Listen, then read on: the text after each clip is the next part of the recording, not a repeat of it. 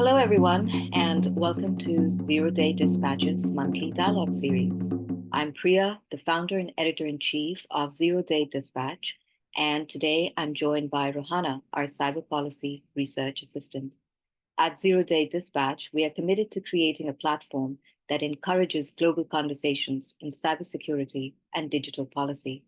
Our mission is to amplify voices from the global south, underrepresented communities, regions, organizations, independent groups, and persons to bring truly diverse perspectives to the forefront of these critical discussions. The question of digital infrastructure ownership and our dependence on big tech has never been more critical than it is today. We are aware that the digital landscape of the global south is undergoing a profound transformation, one where tech giants increasingly control the fundamental building blocks of the digital economy. From Amazon's cloud services to Google's telecommunications infrastructure and Microsoft's enterprise solutions, multinational corporations, including Chinese tech companies, are becoming the architects of nations' digital foundations. Today, our distinguished speakers will explore this intersection of technology and sovereignty. They'll examine how the growing reliance on big tech for essential digital services affects governmental autonomy and national self-determination. This tension is played out in real time across the globe. Consider Brazil's recent standoff with X over content moderation, or Sri Lanka's move to regulate social media platforms. The questions before us are both urgent and complex. As big tech's influence grows, how can nations maintain their digital sovereignty while benefiting from global technological advancement? What are the implications when private corporations control the digital highways of the future? Before we introduce our expert speakers, Rohana will outline some housekeeping rules for the session. Hi, Rohana. Welcome, everyone. Hi, Priya. Before we dive in, let me quickly run through some Zoom tips to help us have a great session together. This will be a 1-hour discussion. There will be 20 to 30 minutes allocated for panelists, 10 to 12 minutes each, followed by a 10-minute conversation between the panelists. The last 15 minutes are allocated to the audience for their questions. Please be aware that this session is being recorded. By participating, you consent to being recorded. All attendees will be muted throughout the presentation. Only speakers and hosts will have their video on. Attendees can keep their video off or on. Please use the chat box to submit questions. We'll address them during the Q&A session at the end. We recommend using Speaker View for the best experience. This recording will be submitted to various social media outlets. It will be free of charge for educational purposes only.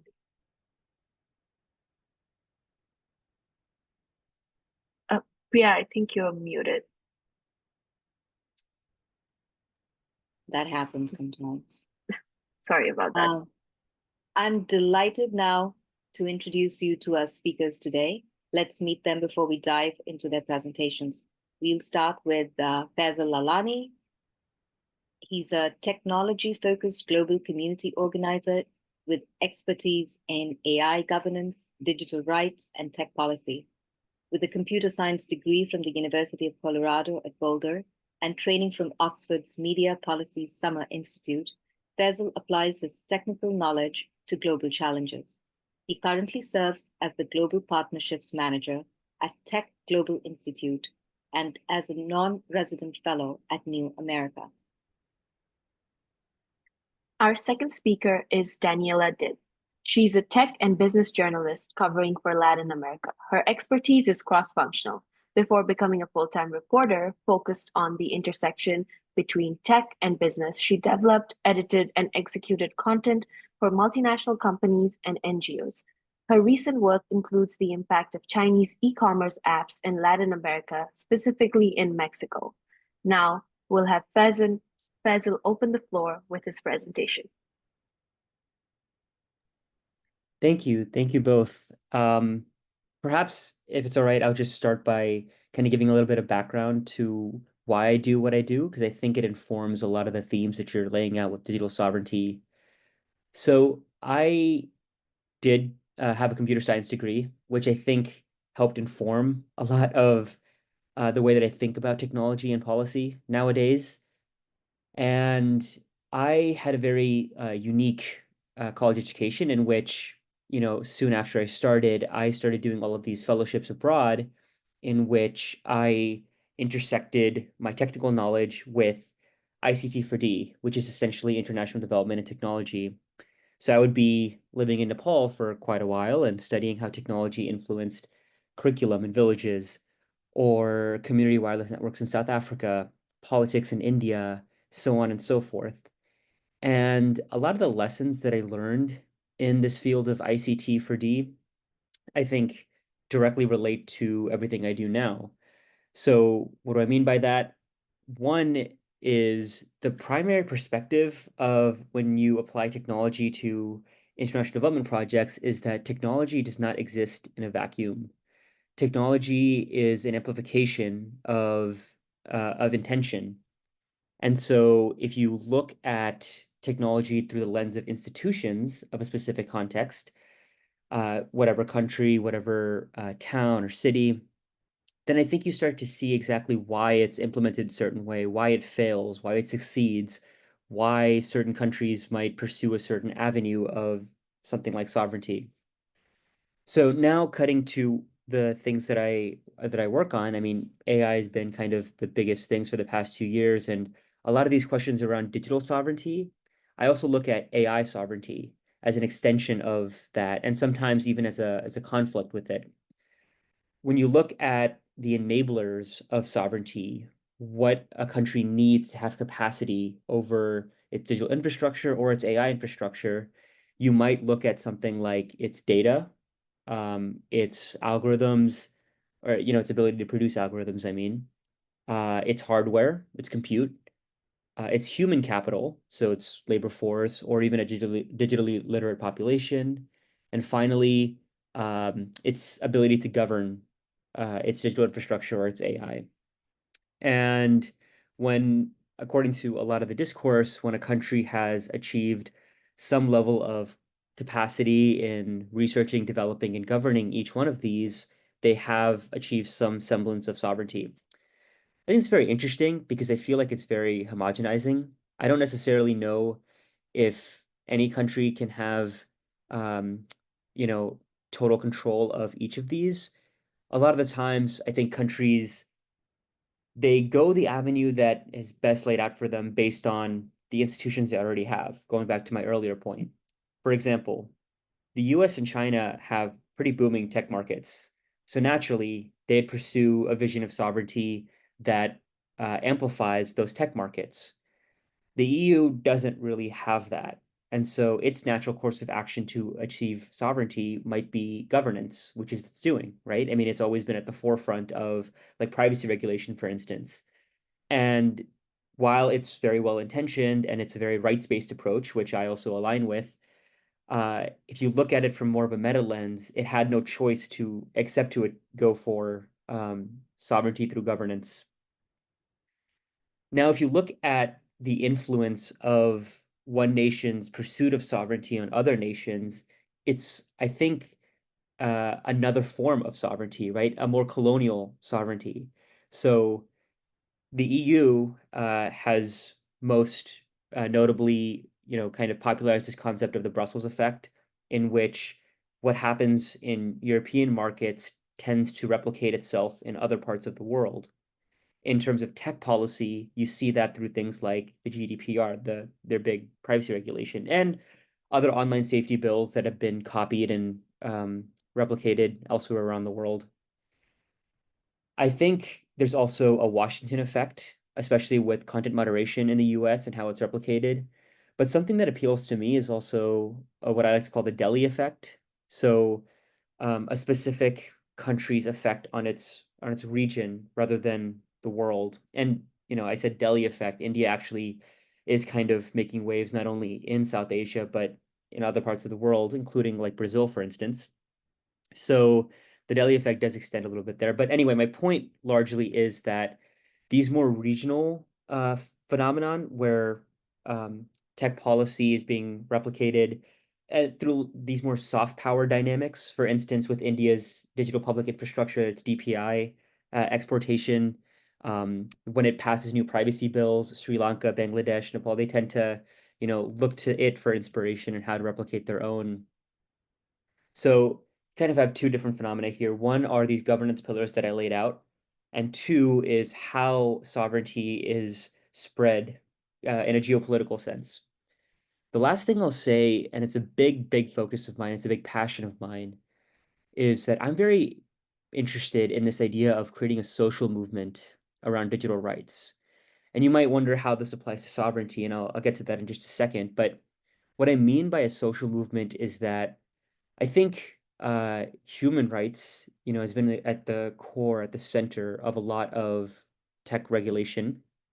It's at the core of sovereignty. I mean, we looked earlier at how sovereignty kind of homogenizes, right? When you look at a country's sovereignty capability, what do you look at? You look at its state, its government.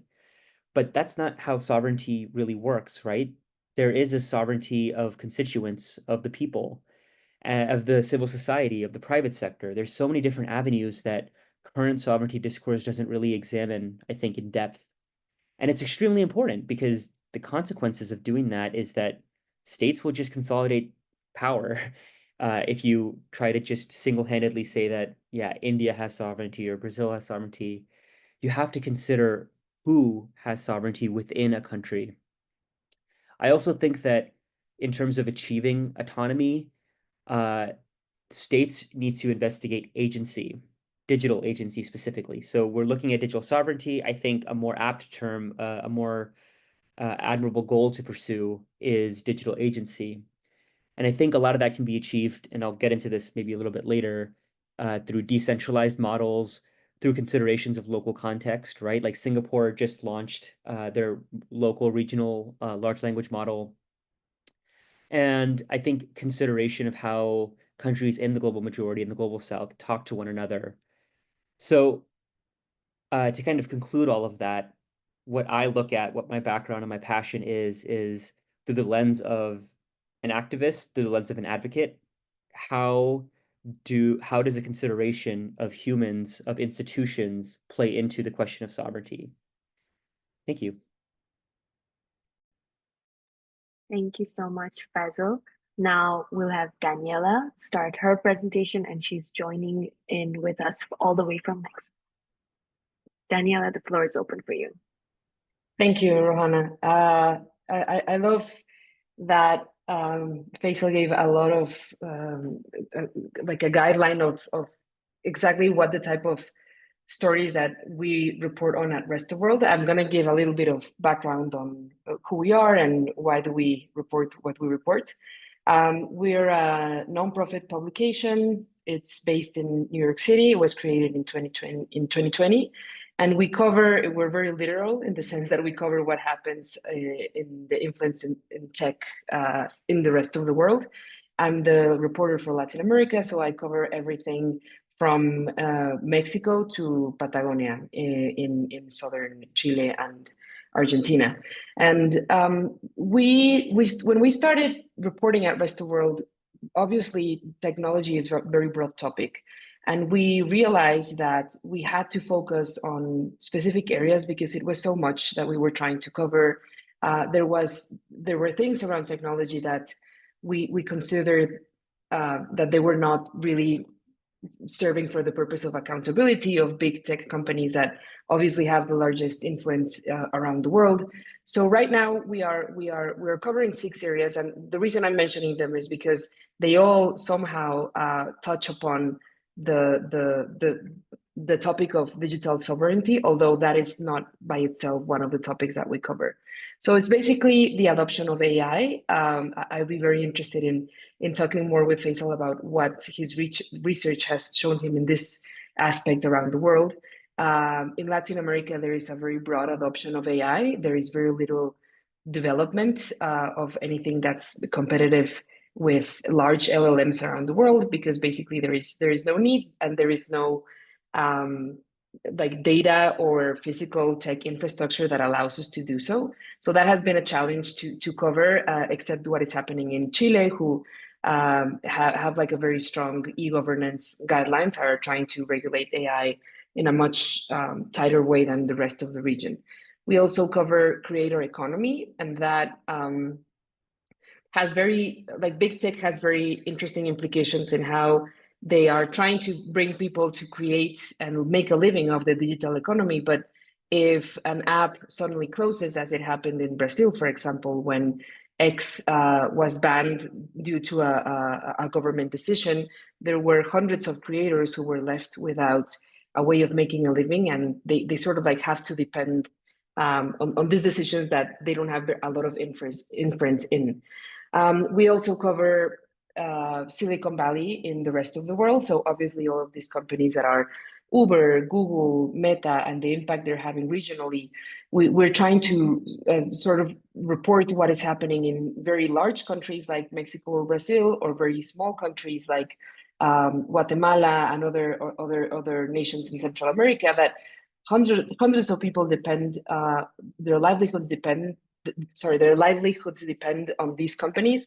And whenever they make a change in the algorithm or they are facing potential regulation, there is very little leverage. And I think it's interesting that what Faisal mentioned, whenever there is a big change in these companies and there's not like an organized civil society that pushes against them, there's basically very little chance of having like a positive impact or demanding or making the company accountable in such a small region of the world. We also cover Chinese companies outside of China. We haven't really focused on the big cloud infrastructure. We're more focused on, well, I've been more focused on the impact of Shein, Tmall, AliExpress, and e-commerce. So there's definitely a component of digital sovereignty there, specifically because I'm based in Mexico City, and the past few weeks I've been attending several panels now that we have a recently elected president, and now we're expecting what is going to happen with the US elections. And being so close to the US and being one of the largest, to Mexico, it's our main exports, like trade partner. We have seen a lot of push from the US into basically telling Mexican officials to align with what the US is expecting in terms of trade, and rejecting everything that has to do with China, because it's a very either us or them focus that makes negotiations very difficult for a country like Mexico that is in a position that we import a lot of things from China. We have a very large informal economy that resells, and everyone likes to buy cheap, but we also have our largest trade partner in the US. So it's kind of like a push and pull between these two geopolitical forces that make a complicated negotiation conversation. And finally, we have the regional champions, which are the digital or tech companies that are like homegrown in the region.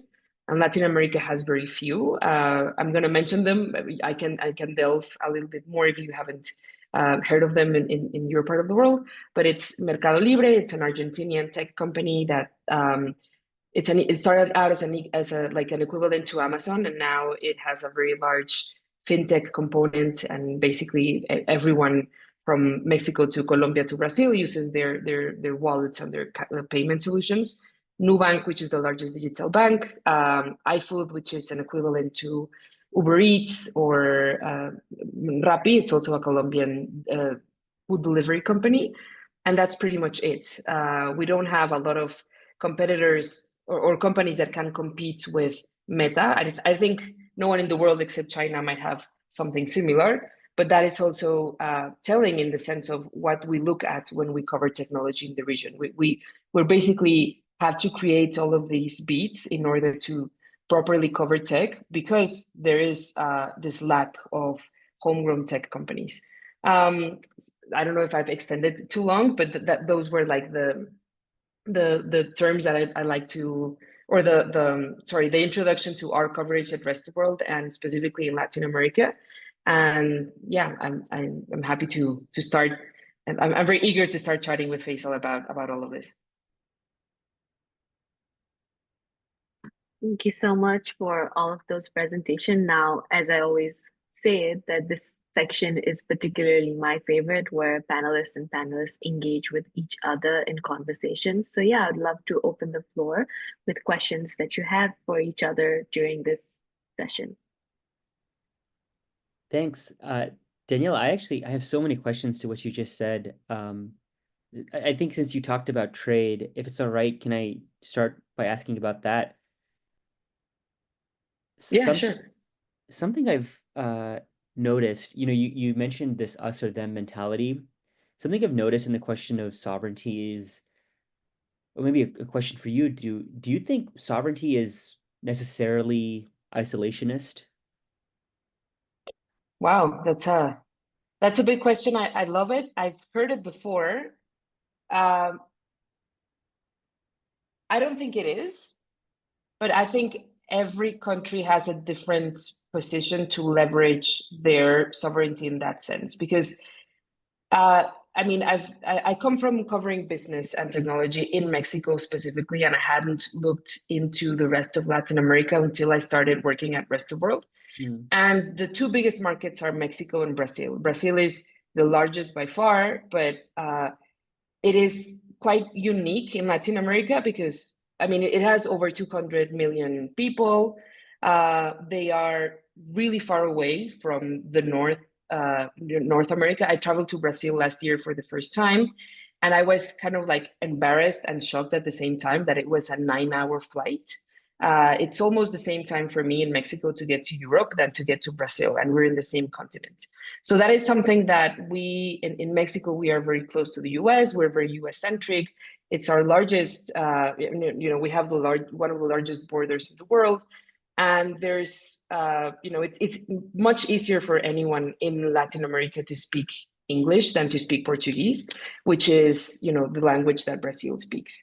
And in this sense, I've been seeing that Brazil kind of like runs a lot of their own like guidelines, and even the way that the companies that are created, they operate in a different way, I think, because they are kind of isolated in the language and in the culture. The rest of Latin America speaks Spanish. We have very similar traditions. We share even the same musicians. Bad Bunny, he's from Puerto Rico. Puerto Rico is it has this very interesting relationship with the US, but it's considered to be Latin. And you go to Brazil and no one knows who Bad Bunny is because the language is not, those type of like cultural nuances don't translate. And I think you don't have to be like physically isolated, but it definitely has given Brazil much sovereignty, or like more, maybe not sovereignty, but like agency in trying to change things that big tech companies haven't had the willingness in other regions. And I'm sorry if I'm going too long with the answer, but I'm just going to give one example. Brazil has a very complicated relationship with X. I know we all do, but it has they as a country have seen some of like the same effects of online polarization and conversation, similar to the US. They even have a similar, attack on the equivalent of the capital when President Jair Bolsonaro, he was from the far right. He had all of his far right followers being engaged online, and they tried to break into the local Congress. And the Brazilian Supreme Justice, the justices were very concerned about this, and they were the ones behind creating all of this online moderation strategy, and like judicial strategy and implementation, that they are fining people and being very aggressive with their decisions in a way that we in Mexico have a very similar extremist problem, and the government basically does nothing. And I see a very strong lobbying from the big tech companies here. So I think it doesn't have to be isolationist, but I think it definitely helps. That's so interesting. You kind of conveyed your answer through this proxy of almost cultural or regional solidarity. And a lot of my work at the Tech Global Institute is to build regional coalitions. Actually, funny story. I was in Kathmandu a couple months ago, and we invited policy experts from all over South Asia. And my boss asks me to have like a fun icebreaker so that everyone they don't really know each other. They're from like Sri Lanka, Nepal, Bangladesh, whatever. And so I think of, okay, everyone, what is your favorite biryani? And I swear to God, I think I almost caused a regional war. Bria, when I got on this call, she was like, "Oh, I don't like Hyderabadi biryani," and I almost left. Uh, I only bring this up to say that it was such an interesting question, I think, that to start with, because everyone was connected by this, by cuisine, and they had so many similarities in terms of dance, in terms of movies, in terms of tech policy. And I noticed throughout this weekend, this conference that we hosted, that when it comes to questions around sovereignty, tech policy, relationships with big tech, that fear of platforms pulling out, they all share so many of these themes that I think you touched upon too. So maybe it's like a global majority type of shared patterns. So I guess I have another question, which is how much you align with the themes that I've seen. One is like techno nationalism, this tendency for governments to associate their technical innovation with their national reputation or their geopolitical reputation, executive overreach, vague and oppressive laws. There's identity-based targeting here. Yeah, so do you align with these themes? What themes do you notice in not only in Mexico, but also throughout South America or Central America? Yeah, for sure. There's a very interesting case in Chile. Chile is a very small country compared to all of its neighbors. I think it has less than 20 million people. They are home to one of the only companies that have had a successful exit in terms of like creating a unicorn and then selling it to another big tech company. They created a company that was called Corner Shop, and they were a big grocery delivery company that they started in Chile. They went to Mexico, they grew a lot, and then Uber acquired them for an unprecedented amount in the region. So Corner Shop became sort of like the poster child for the entire startup and tech ecosystem in Chile. And I've never been to that country either. I went there a couple of years ago, and I was very surprised to see that they wear their tech innovation ecosystem as a badge of honor, because they are the only ones in the region that have been able to do or like achieve these certain milestones. And when you look a little bit more into why, there is, they had all of the South America had like a very large. They had a tough couple of years when there were a lot of dictatorships, and I'm sort of like threading the needle into a question that I wanted to have for you. Like, I see a very organized civil society in Chile that is very different than other parts of Latin America. And you can see that civil society not only in terms of people going out on the streets and trying to demand certain things to the government, but also in like organizing internally. And they are trying to export that sort of like mentality to other parts of Latin America.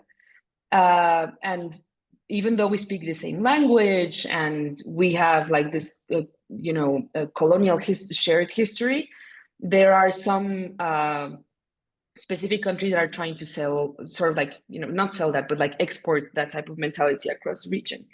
And I think one of the other points that you mentioned is, I can't remember how you phrased it exactly, but you said targeted, like Identity-based targeting. Yeah.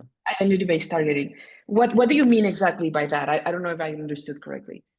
I think what I notice in, let's say, India, for instance, is an inclination or a lack of mention about certain groups that tend to exacerbate discrimination in toward those groups. So, for instance, like I said, in India, it's kind of commonplace now to see content that's pro or anti-Hindu being taken down, right?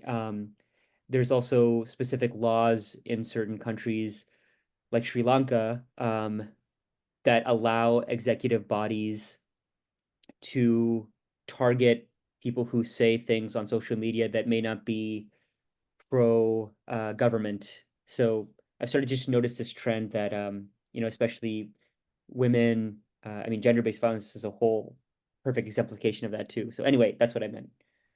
Okay.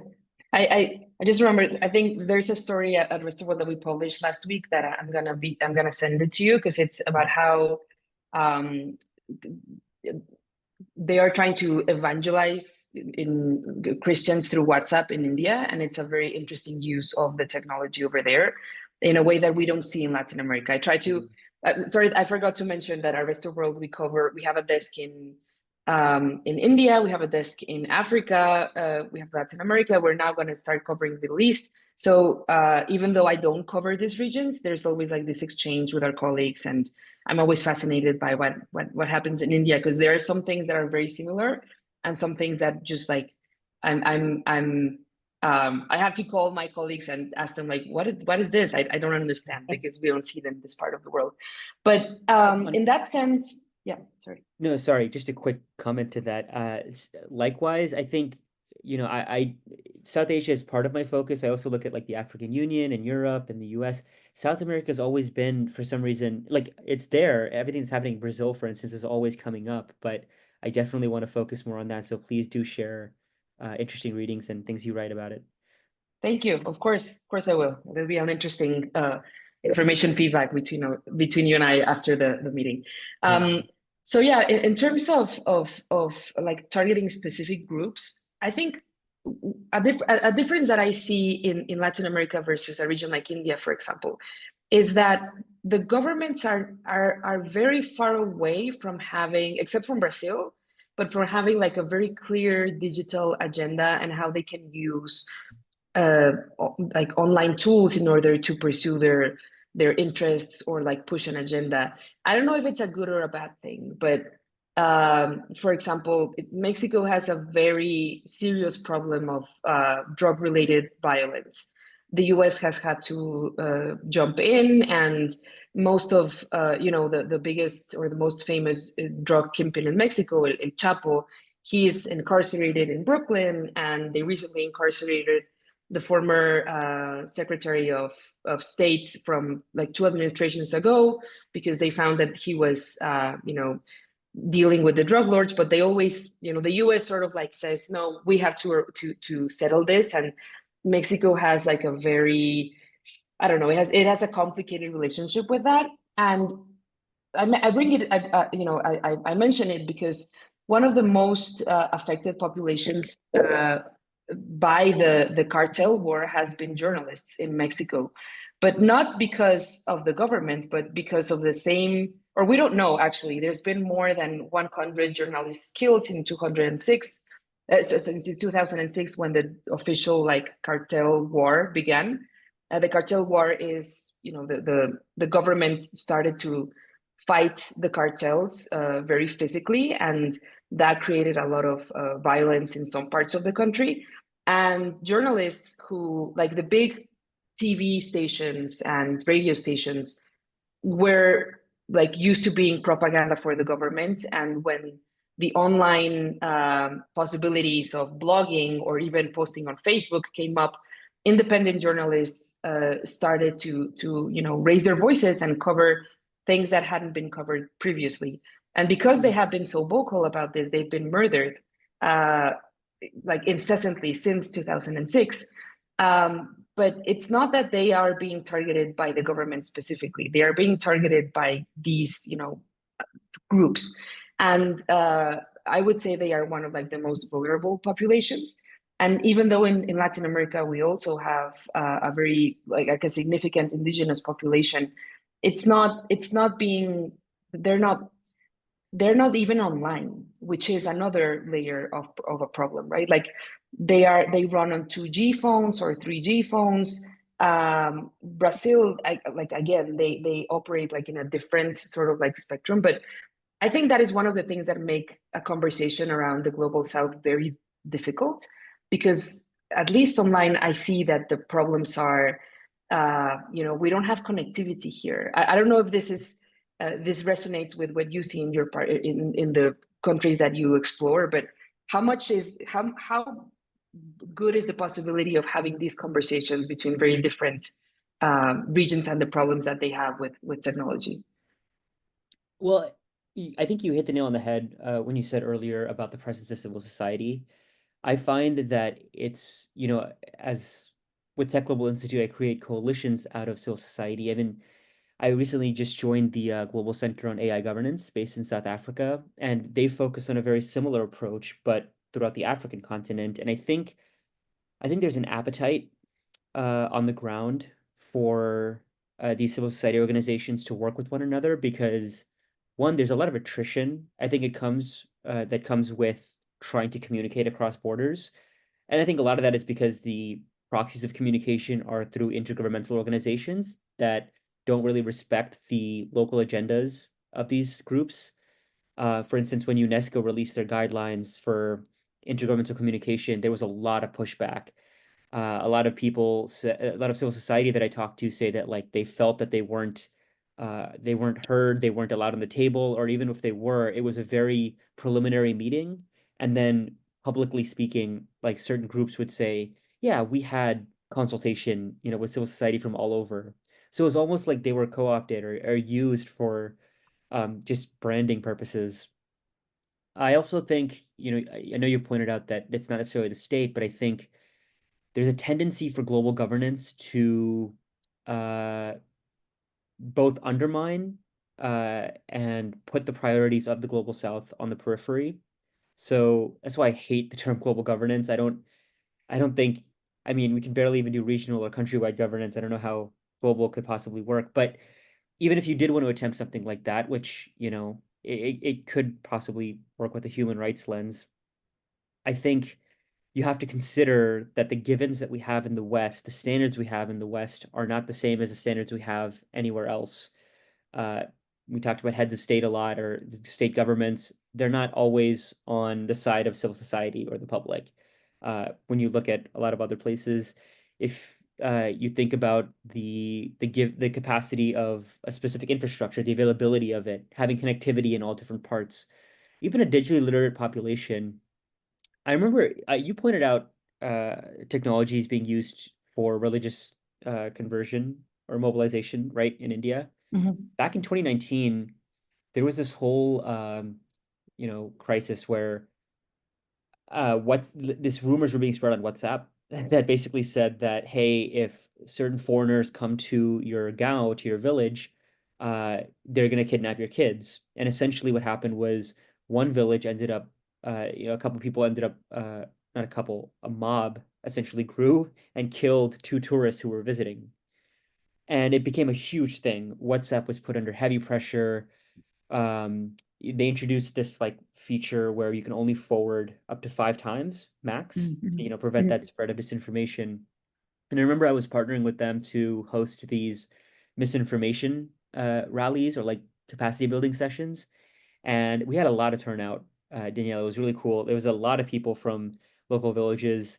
Unfortunately, it was like just predominantly men, and of a certain class and caste and all that. So anyway, they all came, and WhatsApp started talking about end-to-end encryption and privacy. And I'll never forget, people were furious. They were like, "We don't care about what end-to-end encryption is. Figure out a way to stop the message before it gets to our phones and detect and throw it out if it's false." And I always, always think back to that because it demonstrates exactly, I think, this lack of cohesiveness and this gap in understanding about how lay people, about how everyday people think about, uh, the digital information realm. And it's a reason that I think there's such a lack of efficacy. There's no measurement of efficacy when it comes to governance. I just published a study with the University of Toronto on talking to big tech and the responsible AI frameworks, and most of them have no idea how they're doing. They just have released them and they infuse them with vague concepts. The reason I say all of this is because I think it reinforces one, why I want a social movement so badly in this, because I think that if there was a taxonomy of sovereignty, a lexicon of how to talk about AI or technology, it would be much easier for countries to communicate with one another. To go back to your original question, right now I just feel like there's too much protectionism. There's too much fear that if we, you know, uphold like cross-border data flows, for instance, that other countries will one up us, that, you know, China will come and do this, or this country will be empowered to like, I'm very shocked the US too is kind of on the verge of the World Trade, the US Trade Representative withdrew support for US data flows, which I thought was really interesting, cross-border data flows, I mean. And we've focused so much more on domestic regulation. We've focused more on trying to appear like everything is a national security threat, right? And we need to focus on us. I don't know. It's why I asked my very original question about, do you think we're headed towards a trajectory of isolationism? I I'm it's so different than what I've historically seen from a few countries, and yeah, I don't know. I hope that Yeah, answers your yeah. question. No, it did, and there were like a few points that I wanted to touch upon on what you Please. mentioned. The first is the experience you shared about when you were trying to sort of like do these workshops of how to use the new WhatsApp feature, sort of like stop disinformation. I've seen it also in Mexico specifically, and it's very frustrating because it's also this complete focus on how the user is responsible and the company is not, the platform is not. The fact that this information spreads so much is because the users basically don't know how to identify what's real and what's not. So they do these workshops and they try to teach you the best practices on how to stop this information, and they turn it on the user and that's it, right? So that is like incredibly frustrating because there's this layer of government that needs to be in these discussions, because there's a lot of people who don't, I mean, I think this also happened in India, correct me if I'm wrong, but the zero rates thing, that when you buy a phone, there's already these apps already installed, and people only know how to use WhatsApp and only know how to use TikTok is now being installed in Mexican phones from the get-go when you buy them.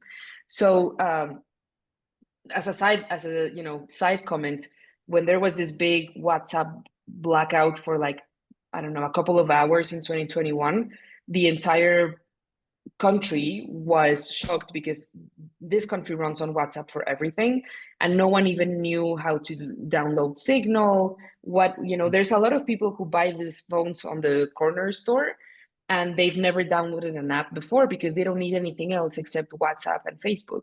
So there's this sort of irresponsibility from the government that just is demanding and from the companies that is demanding from like users to be very savvy in terms of this information, and the platforms, they bring the technology. The technology is a tool, and whatever is done to that, it's very frustrating to hear. And on the second point, I think I've been thinking about the first question that you asked, and I think it's going to be a very interesting scenario, because the way these big tech companies are structured and built, they are not designed to be isolationist, because some of their biggest markets are abroad, right? Like India, Brazil, Mexico. And even though the US companies specifically are trying to be very protectionist, like you said, they're trying to regulate how teens and children use Instagram, for example. What is surprising to me is that there is no conversation about how this is going to be trickled down in other parts of the world, or how these solutions that have come up with in other parts of the world can be adopted to try to solve problems that run not only in one country but in the other. So I'm just going to mention one example, and then I'll have another question for you. But in Mexico, there is a very innovative effort to try to regulate deepfakes and AI. It's called Ley Olimpia, and it's basically a law that passed in 2019 that anything, if you are found with deep fakes, or you share private conversations or private photos that have been shared before on WhatsApp or on Facebook, and you share them publicly without the person's consent, that gets that's grounds for you to be detained and legally processed. And I hadn't seen a regulation on this in any part of Latin America. I don't know if it happens in any other part of the world, but there is no conversation between the founder of this law, or like she's a woman, a civilian, that she pushed and lobbied for this law. And I don't think she has talked that closely with the big tech companies. It seemed more like a legal battle that she won, but the tech companies are on the sidelines and they haven't mentioned anything. And she has been trying to push for this law to be implemented in Colombia and in Argentina. But again, it's like an example of how if civil society gets engaged, things can change, but there is little conversation across the regions. Now, I was going to ask you about how do you get these civil society tech-focused conversations going in regions where there's no civil society tradition and there's this big dependency on this like big tech? Daniela, unfortunately, we don't have too much time because we do have two very interesting questions from the audience. I hope I don't interject between the two of you because this is such an amazing conversation. So I'm just going to go ahead and ask the first question from the audience. The first question is from Abi, and Abi's asking, I'm wondering if you can comment on how cybersecurity threats in South Asia or Latin America differ from the US, where most big tech is. And Abi hasn't specified which one of you should take the question, so either or. Daniela, would you like to start? Yeah, very, very briefly. So I don't know if they are very different because we all run on the cloud. So maybe it's even more like Latin America is much more dependent on big tech in terms of operations and also in like implementing sorry, I don't have the word now, but when a company from the US fails to operate properly locally, there is very little local laws that can actually make them accountable for what the losses are. So there are cybersecurity threats in very small and medium enterprises. It's much more common in the region. There are countries like Paraguay where they've had a big data breach, cybersecurity breach, and all of the government operations have been affected. But I don't know if this is quite different to what happens in other parts of the world. Faisal, I don't know if... No, I concur.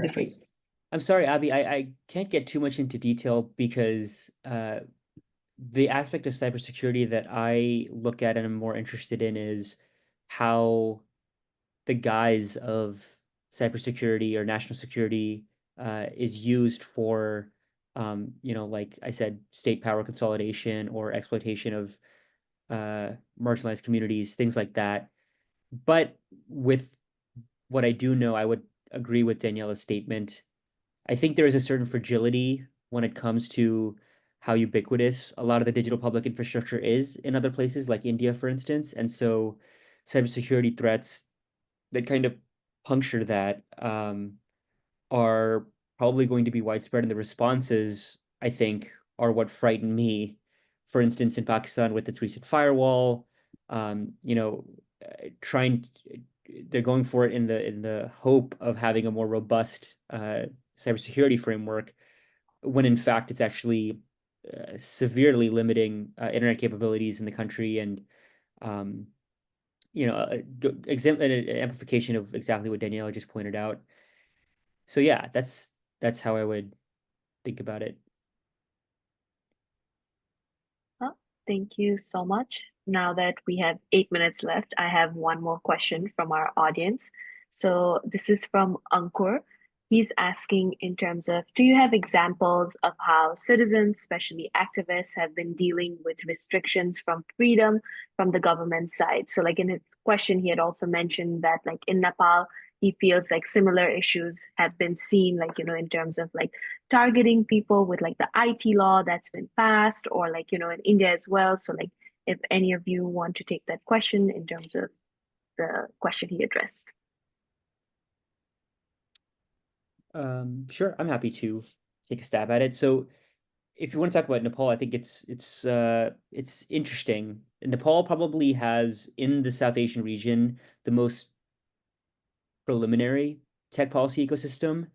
Um, and kind of lower internet access rates, lower quality telecommunications infrastructure, and there's a pretty big like digital inclusion and equity gap.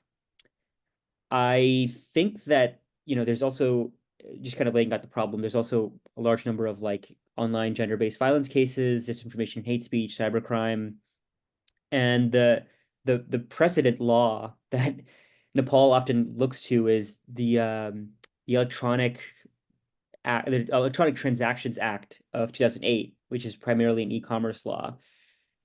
And so, and a lot of these laws, within our region, I think within the global south as a large, they kind of, like we said, have this pattern of perpetuating inequities through homogenization, like I talked about, lack of specificity, even general tech incompetence. But to answer your question more directly, civil society presence in Nepal is pretty limited.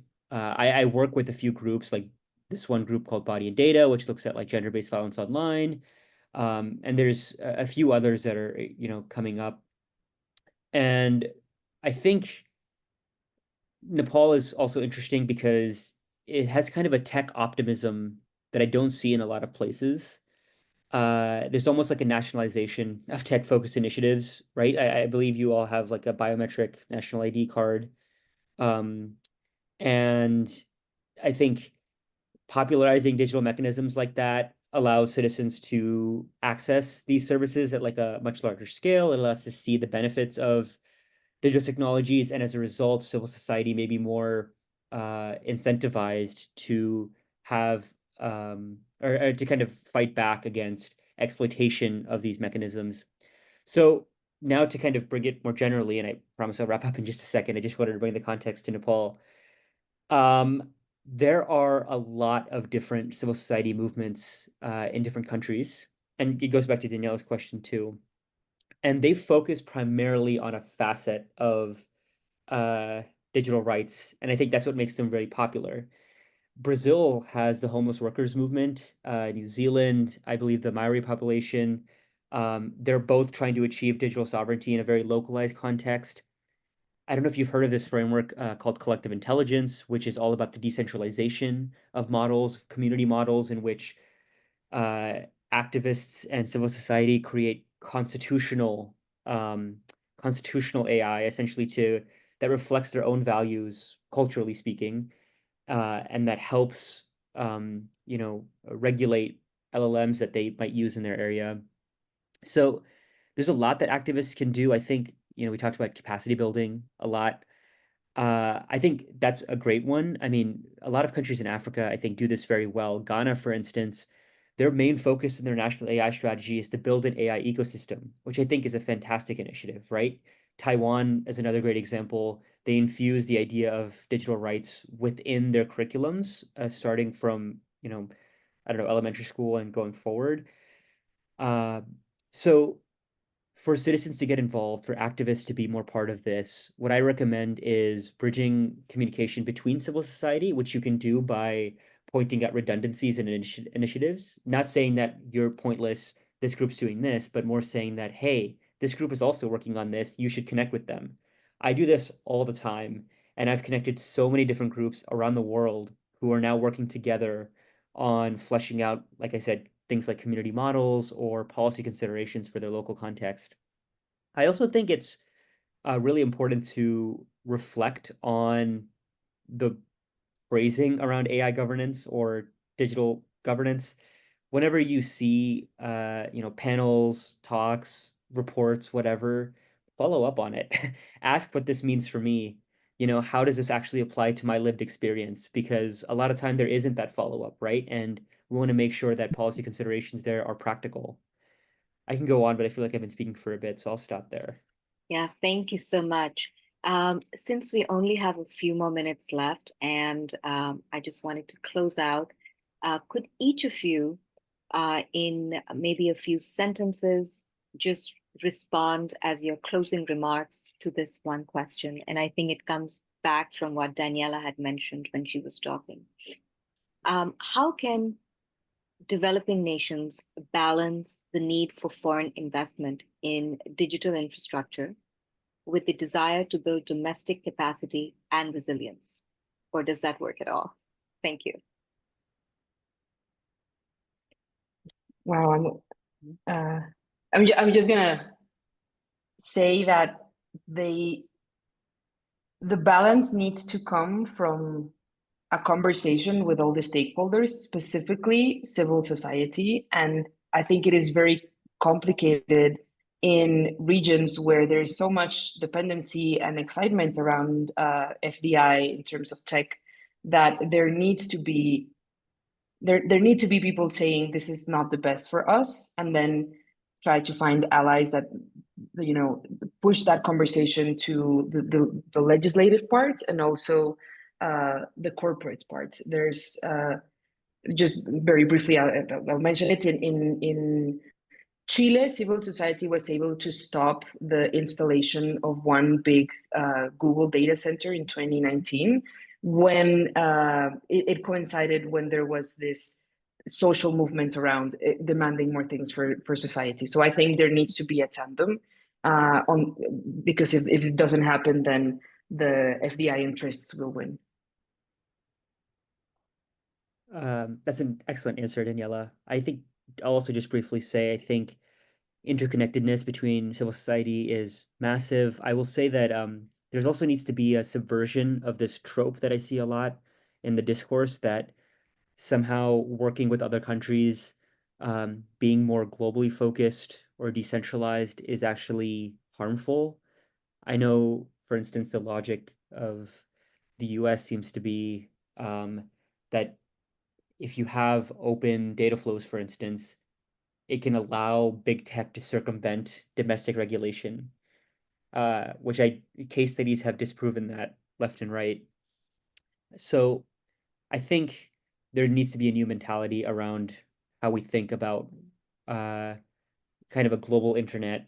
And that starts with exactly what Daniela said, building civil society coalitions, because if governments won't talk to each other, the people will.